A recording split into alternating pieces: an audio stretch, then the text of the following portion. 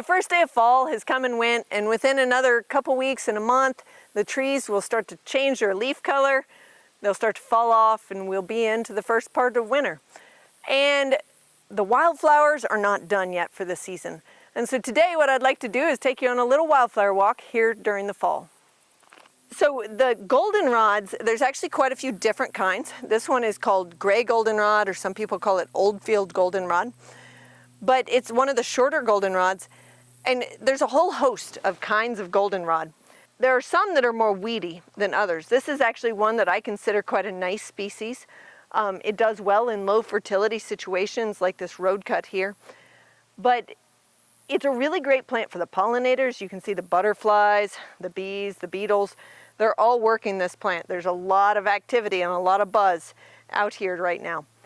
And so it's a great plant from the wildlife standpoint, but it's also just not super aggressive. Some of the other goldenrods, Canada tall goldenrod, they're more aggressive. And so they spread by underground stems, and they just tend to dominate an area rather than sharing nicely with the other plants. I think this is one that shares nicely with the other plants. And of course, in this particular area, we're not seeing a lot of other plants, but that's because of the low fertility situation here and the fact that it's just not a great place for a lot of the other plants to grow. So this one is really taking advantage of that. This is another goldenrod, one of the desirable goldenrods. This is a showy goldenrod. Again, beautiful color, just like the gray goldenrod that we looked at. And it's also really great for pollinators. You can see a couple of bees working it here. The butterflies really love it too. I once saw some monarch butterflies. They were migrating back through. There was a lot of them on a little patch of goldenrod. They really flocked to it. It's a great source of the things that they need for their journey on south to Mexico.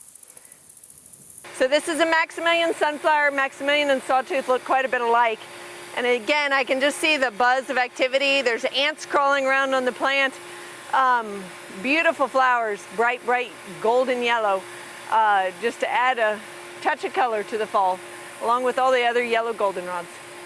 As I'm out doing a wildflower walk, I guess one of the things that I've always got in my mind is, where is this plant growing? Because I can learn from the plants I see about where to put the things that I want. Let's say I'm doing a planting somewhere, and I've always got the thought, get the right plant in the right place, get the right plant in the right place. And so if I'm learning that, like, hey, I'm on this really dry site and what I'm seeing is an aromatic aster, or, you know, whatever I happen to be seeing, I'm learning, those like dry sites, whereas the New England aster likes a little more moisture in the soil. And so I can start to like pick out where these plants grow so that I'm getting that right plant in the right place.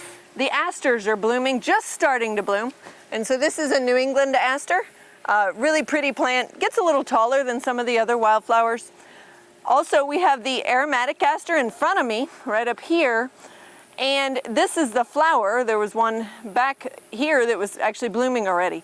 So again, they're just starting bloom, but they're really pretty wildflower. The asters are, the goldenrods and asters are and maybe the sunflowers are the plants I think of as fall wildflowers.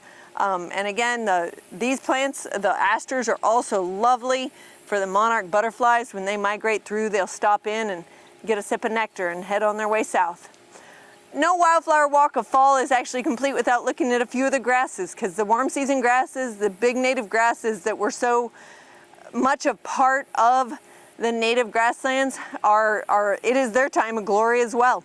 And so things like big blue stem,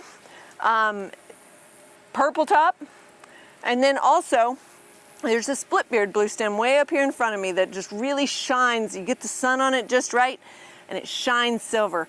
It's a really beautiful grass of fall, and one that's great for like dried decorations or something in the house. Just a beautiful grass. The wildflowers of fall are fun. They're the last farewell of the growing season. As I see it, it's like the last tomato from the garden. The wildflowers, the goldenrods, the asters, they're that last farewell of the wildflowers for the year, for that growing season. And so we're about to bid farewell to another growing season here. But it's been a pretty one, and the fall wildflowers will bait us out well. I'm Elizabeth with Hamilton Native Outpost, and I really enjoy the native plants Here at Hamilton Native Outpost, that's what we're passionate about and we love to share with you all.